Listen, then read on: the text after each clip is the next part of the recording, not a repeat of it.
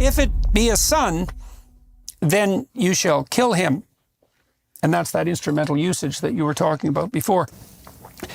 There is a huge issue here.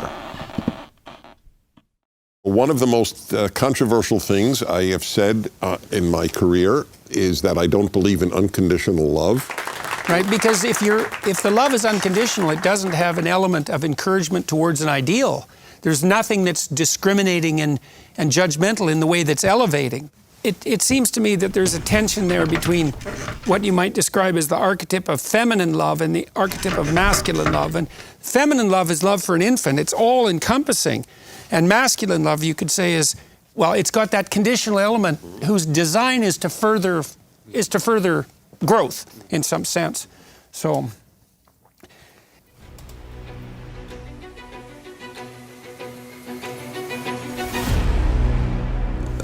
they don't have cohesion. They're not a nation. They're not coming together.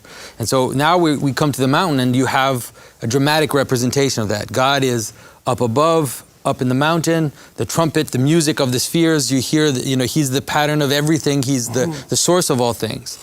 What's signaled in the idea of subsidiarity and the building of these, and that's I think you made reference earlier in one of the other sessions to the idea that that subsidiary structure was like Jacob's ladder. It's a hierarchy that reaches up to the heavens, to the highest point, that puts incremental layers in place so that that's not a judge that's so harsh that you just die when you're judged.